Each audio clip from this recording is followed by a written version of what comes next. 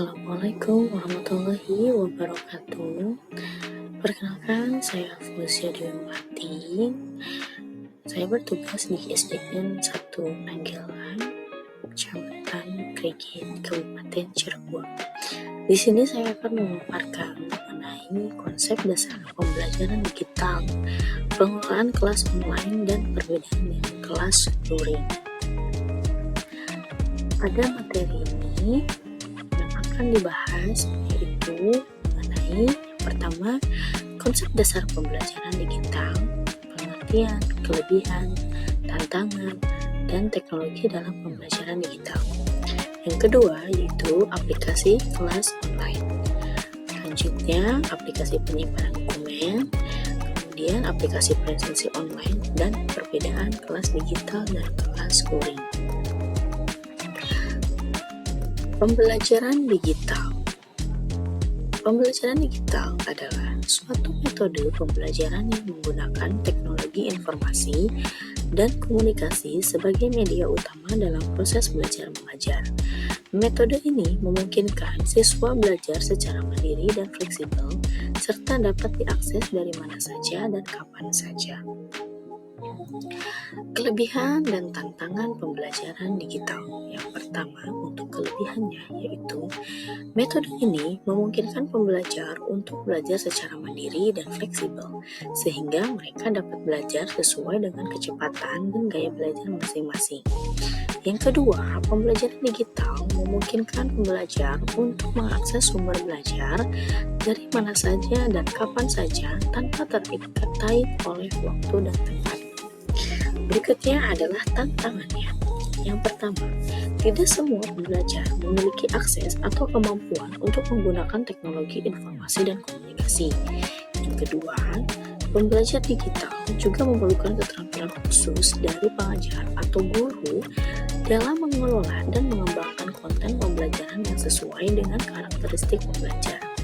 Selain itu, guru juga perlu mengembangkan keterampilan dalam mengelola instruksi dan kolaborasi secara online.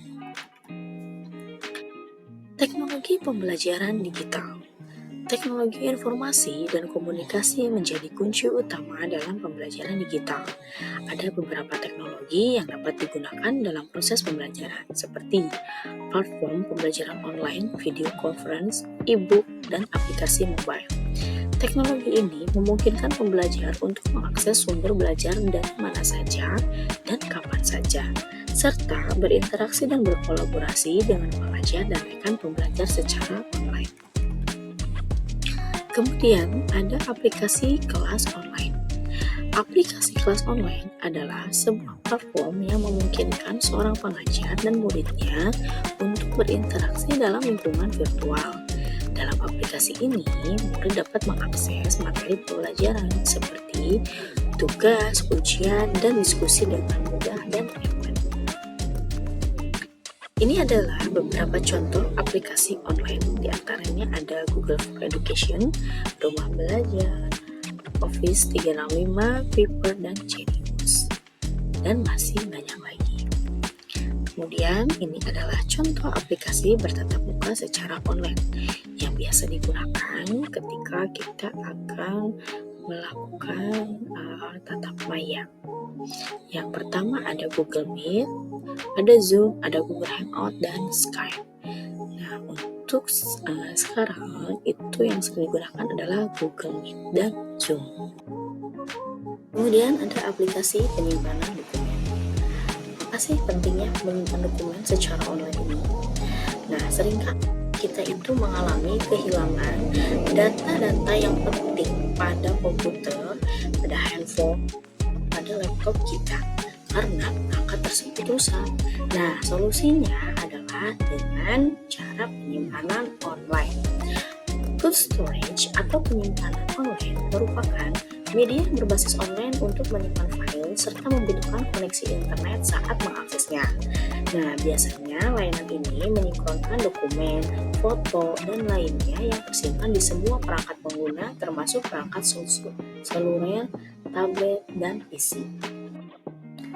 Kemudian, aplikasi penyimpanan dengan menggunakan Google Drive. Nah, tadi untuk menyimpan file atau apapun itu, dokumen dan sebagainya, kita simpan dengan menggunakan Drive. Pastikan kita sudah memiliki akun Gmail, kemudian pasti kita sudah login. Nah, ketika sudah login, maka kita akan bisa mengakses Google Drive dengan cara login email tadi. Jadi ketika kita akan buka email, di pojok kanan atas itu nanti terdapat titik 9. Ketika diklik nanti akan muncul berbagai aplikasi dari si Google ini. Nah, salah satunya adalah Google Drive. Kemudian membuat folder dalam Google Drive. Nah, untuk membuat folder dalam Google Drive, yang pertama kita klik New di sisi kiri atas, ya, sesuai dengan tanda panah yang merah. Kemudian klik New Folder. Nah, di situ kita akan membuat folder dengan nama yang kita inginkan. Seperti itu. Selanjutnya, mengupload file dan folder. Ketika tadi kita sudah membuat folder, itu bisa kita upload file di dalam folder tersebut, atau kita juga bisa mengupload folder dari file laptop yang sudah ada ke dalam Drive. Nah, untuk menambahkannya, langkah-langkahnya seperti pada gambar di situ. Pastikan yang pertama kita harus buka drive-nya, kemudian klik baru.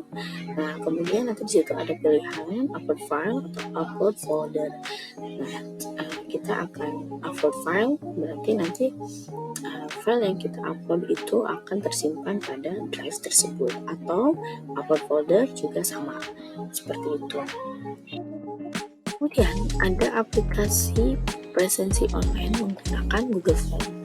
Nah, ketika misalnya kita akan menggunakan kelas secara online, dan biasanya kita juga akan membuat presensi secara online.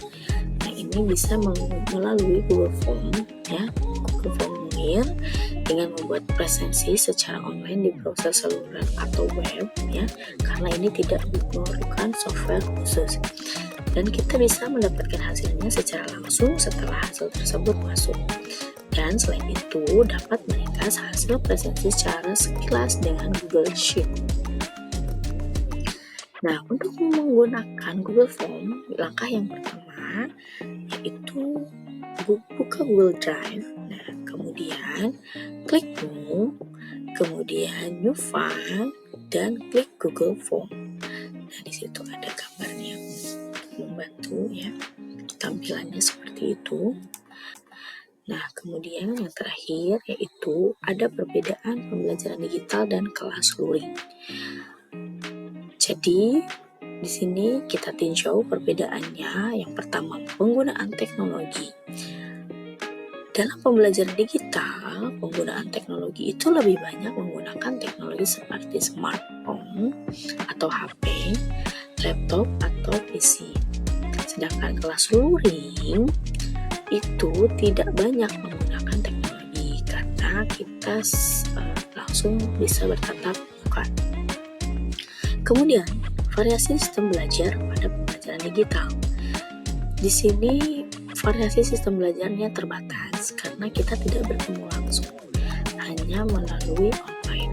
Sedangkan kelas luring, variasi sistem belajarnya itu banyak karena antar guru dan siswa itu bertemu secara langsung. Jadi kita bisa menggunakan model atau metode apa saja untuk di kelas luring. Kemudian lokasi dan jam belajar.